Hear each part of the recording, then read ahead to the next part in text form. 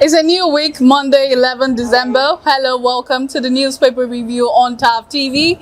My name is Sophia John, your host for today. In case you're just joining the show for the first time and you're wondering what we do on the newspaper review, it's a show where we get to look at news stories making the front page of Nigerian newspapers. Of course, we get to talk about them, dissect them, look at all the intricate. All right, I won't be doing this alone. I'm joined by a very amazing person. Bright, welcome. Nice to meet you. Thank you for joining us on the show again. Yeah, it's good to be here. It's good to be here once again, looking at stories surrounding Nigeria, and a whole lot of things happened during the weekend. Yeah, a whole lot happened. It's been a ride since the beginning of this month. We heard about I keep talking about it, the mistake bombing of the Kaduna villages. It's one thing that we cannot forget in a hurry, because when something that needs or affects the loss of life, it's one thing that we show empathy and sympathy, and it tends to leave with us those that lost their life, the families would be compensated, since this is what we are clamoring for, how they can continue with their lives even after the loss of their loved ones. So beyond that, we just hope for a better Nigeria.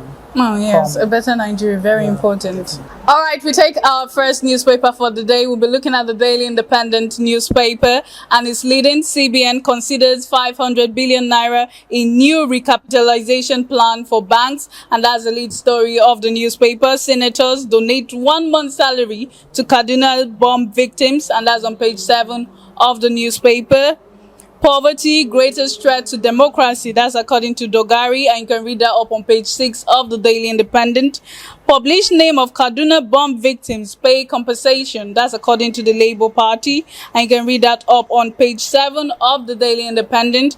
ECOWAS to deploy standby force to tackle terrorism in West Africa, and you can read that up on page 7 of the Daily Independent. 16 deaths, 27 injured in Kaduna-Abuja Expressway accident, and that's also on page 7 of the Daily Independent. Good governance key to ending coups, says Tinubu, and you can read that up on page 8 of the Daily Independent. And that's all we'll be taking on the newspaper. Bright, I would like your thought on the story.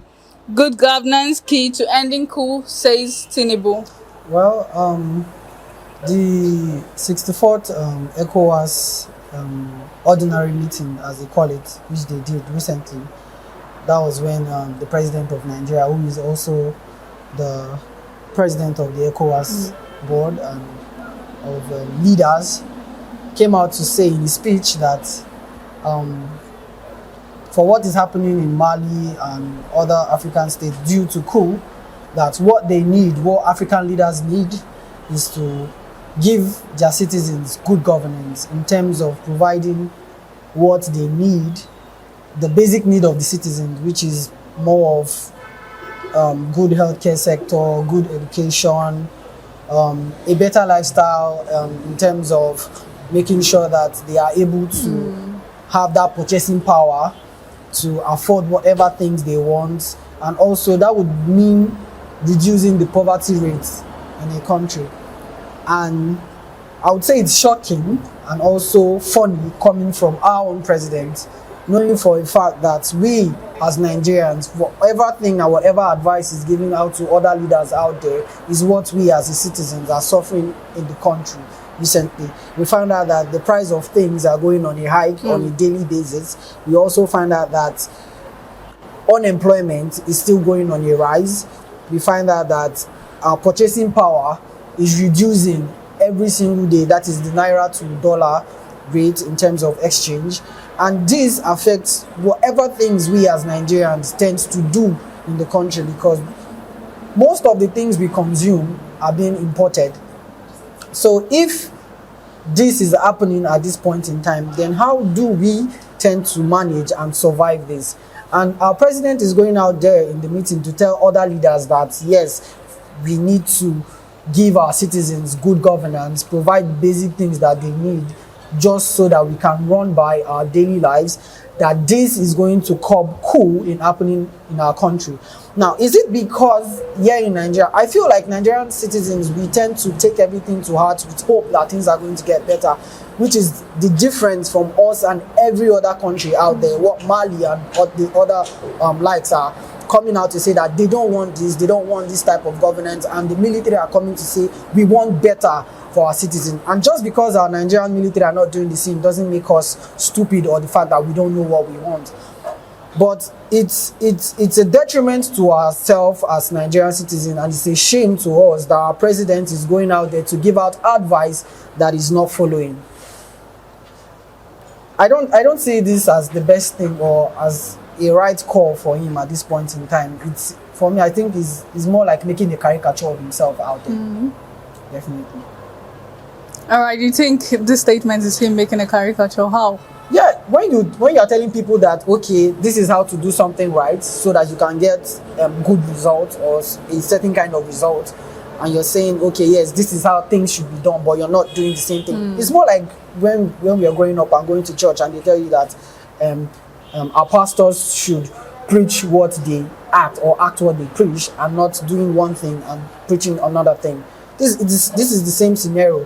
Whatever you're telling other leaders to do, you saying it to them, you preaching that gospel should be the one to show them first that, yes, actually giving out good governance to your people, giving them the basic needs and the basic things they need, would curb or would eradicate or the mindset of coup coming on into your country.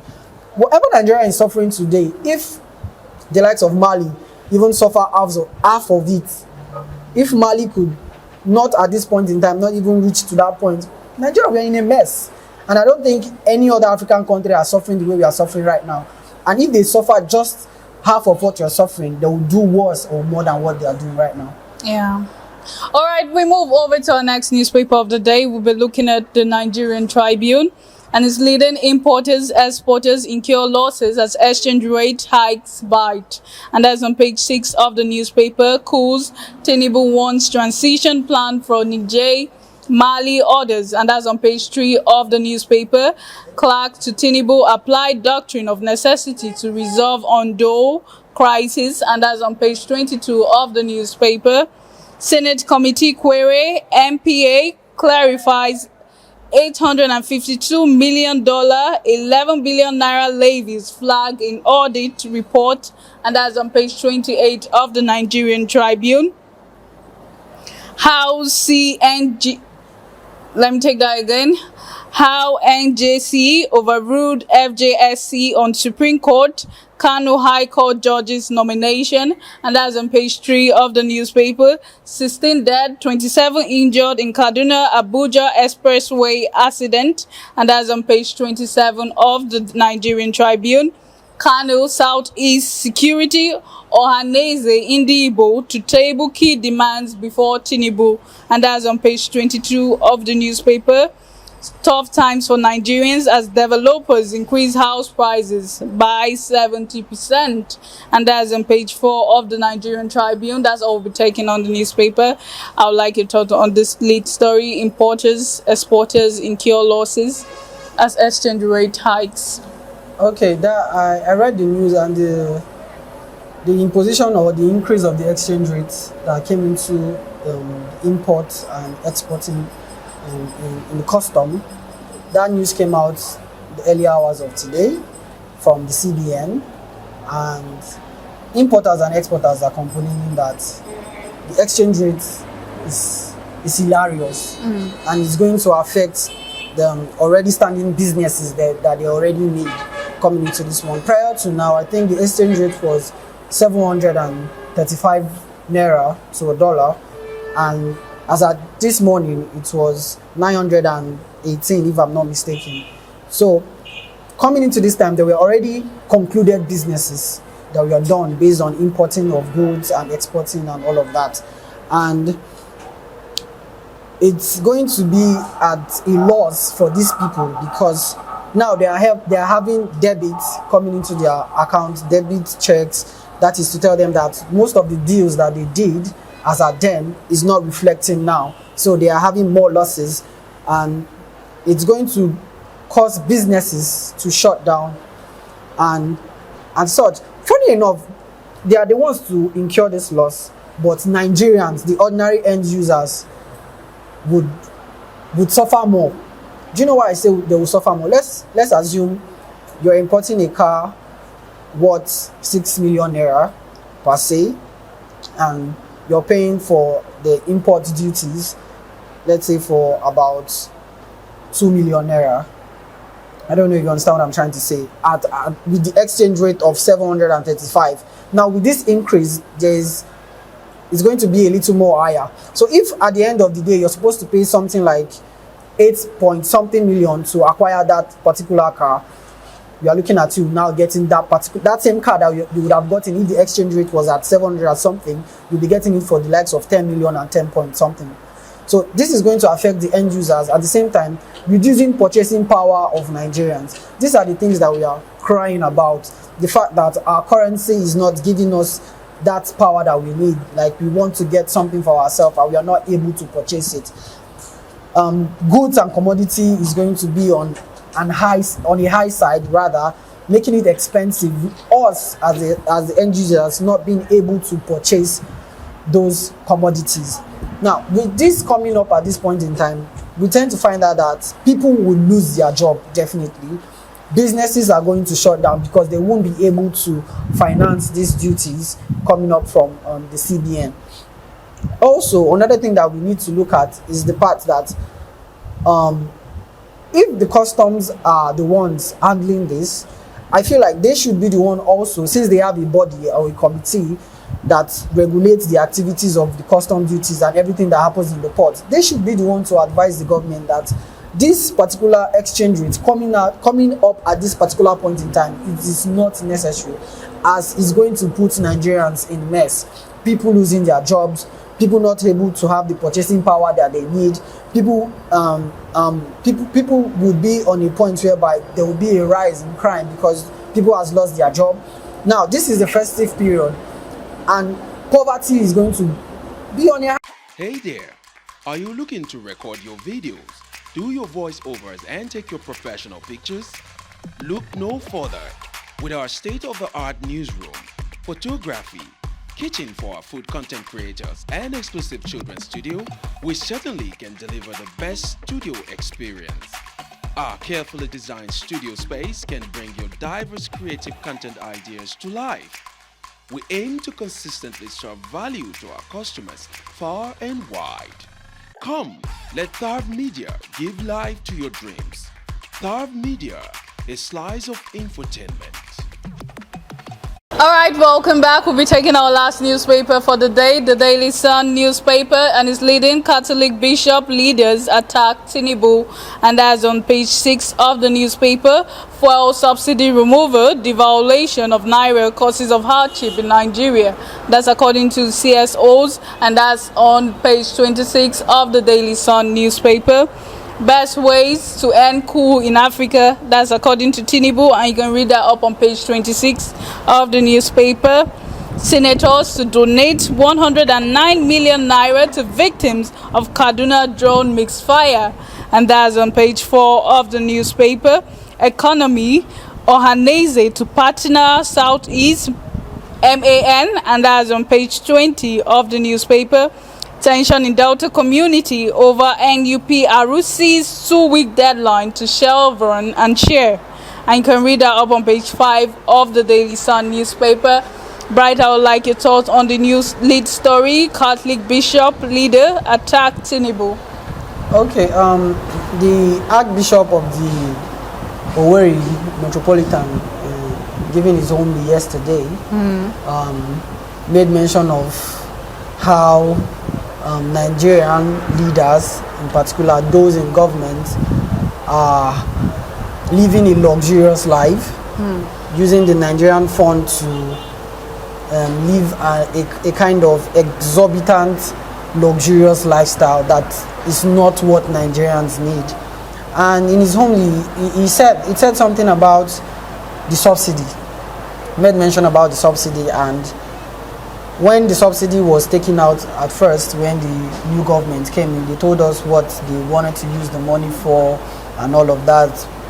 They said they were going to use the money to fund other sectors in Nigeria in terms of educational sector, the health sector, and also trying to elevate poverty in Nigeria. And they come up with the whole what was it called then?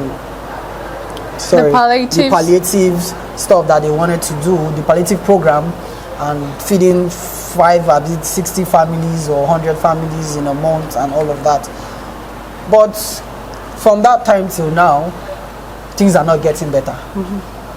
That's the funny truth about this whole thing. Nothing is going as planned or as they said. We know for every government coming into power, they tend to tell us, yes, this is what we promised, this is what we are going to do, and this is the plans we have. But unfortunately, they come up with, this present government came up with the fact that, yes, subsidy will be removed, and the money that the government was putting into the petroleum sector to pay for part of our the fuel that we get, that they are going to use that money for something else. But we are not seeing it. Nigerians are not seeing it. It's not obvious that any other thing is working at this point in time. We are crying. We are.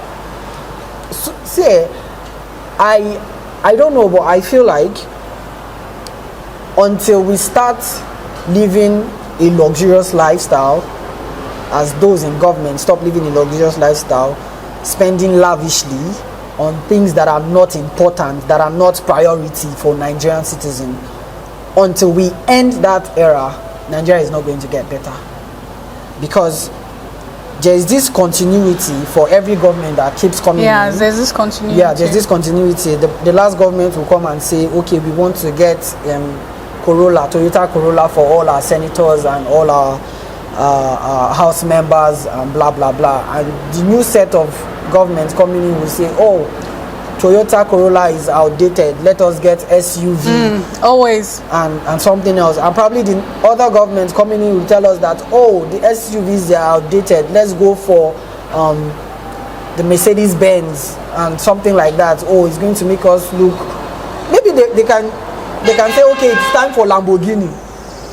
I don't know if you understand, but these are not the things we need.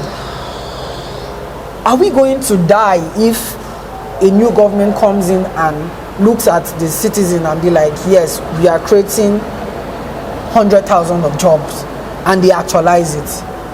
Oh, we are looking at the roads that are being done in all the states, and we are going for maintenance, and it's actually done. Not coming to tell us that you want to spend over 20 billion just to renovate the vice president's apartment. How is that making sense? At this situation we are right now. Currently we are in a position whereby the life of every Nigerian citizen should matter. Go to the health sector rather. Look at the doctors. Are you putting up facilities that would want you to be like, okay, yes, I'm having health issues as a president, and I stay back in my country and get myself checked and get treated? That is what we look out for. Have we ever seen where the president of the US come to Nigeria because he wants to undergo any sort of That's health a question check? to ask. So all those things are not happening. Why? Because they are making sure all of these sectors in their country are up to standard, close to perfection. But here in Nigeria, we find out that everything is substandard. We are not getting what we are supposed to get. We see senators, we see the governors, we see house members. Whenever they want to go for health check, they go out of the country. Their children or lovers, where they want to go to school, they take them out of the country. When they want to go on vacation, they go out of the country. What stops us from fixing up our tourist center here in the country? The likes of Obudu that was trending then. Where is the maintenance coming from? We have sightseeing, like good places whereby tourists can come in and invest and would give us revenue. But we don't see all of that coming on or happening at this present time, and it's a slap. Now the Archbishop is saying all the things that they promised to do, they are not doing it. Instead, they are spending the money lavishly, not the way they should have. They are spending it unwisely on things that But some people are of the opinion that Tinubu is just 1 year in office. It's supposed to give him a period of time to start fulfilling. How long do you want to give a child? Okay, let me not. Okay. I saw that argument that it's just 1 year in office. Truth is, a baby that wants to walk starts crawling. I don't know if you understand what I'm saying. Yes. Now, you say a span of 1 year, it's not even up to 1 year. But there are certain things that he's supposed to put in place currently that would want ordinary Nigerians to be like, oh yes, let's give him 2 years and he's going to... What are the structures he's putting in place that is going to span up other projects come next year or the upper year? What are the things that he's putting in place currently that is going to make us feel like, okay, yes, in 2 years to come, Nigeria is going to creating wealth for themselves? Now we find out that we are drafting budgets over 23 trillion or 27 trillion and we are borrowing money. Why are you bringing such exorbitant budgets and you are still going out to borrow? Why not make do with what we have here, what revenue we are able to generate here in the country, and fund what we can afford? For me, let us fund what we can afford, then start from there and grow wealth from that. I saw an article where somebody, it was just a personal opinion, they were talking about how to reduce our spending, let our expenditure not be more than what we are making. Definitely. How the government is supposed to invest in key, although every sector is important, but right now we're having security challenges, we're having educational challenges somehow, we're having our health sector is dying too, even our economy too. Now going back to income and expenditure, for every let's live in terms of governance. Let's divert a bit, or digress a bit rather, to business. When you start up a business, your expenditure should not be more than your income. Of course, because definitely your business is going to crash. And for whatever loan you are getting to start up that business, you are making sure that you are getting more interest. You are investing that money to get more interest, to pay up the loan and have more money to finance your business. Now, Nigeria, we are going outside of the shores to get loan, and at the end of the day, we are not even able to pay back the same amount of loan, not to talk of interest or whatever profit that we tend to gain from it. So what is the need of going out to borrowing again?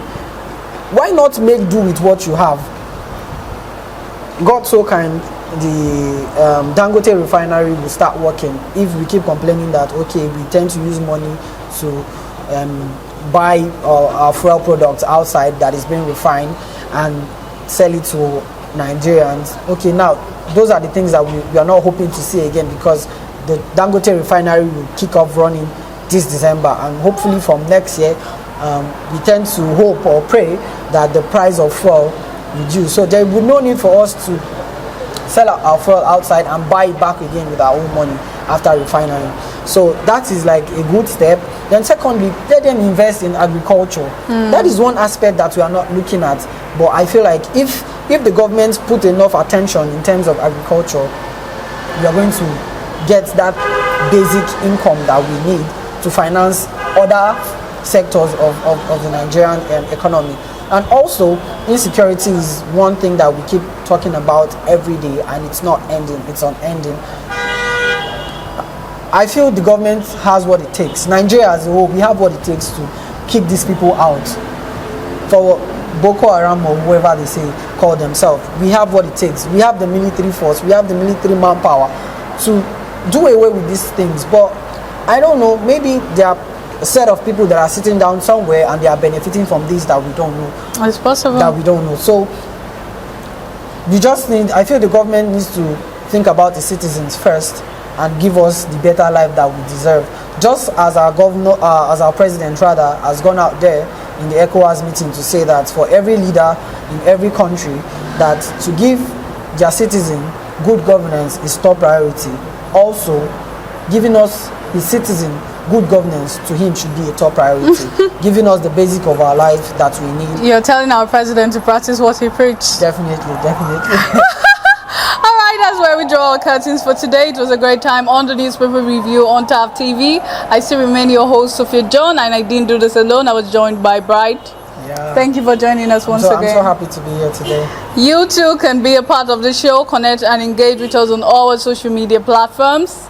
We're on Facebook, we're on TikTok, we're on Twitter. Do well to follow us on all platforms. Till we meet again tomorrow, stay safe.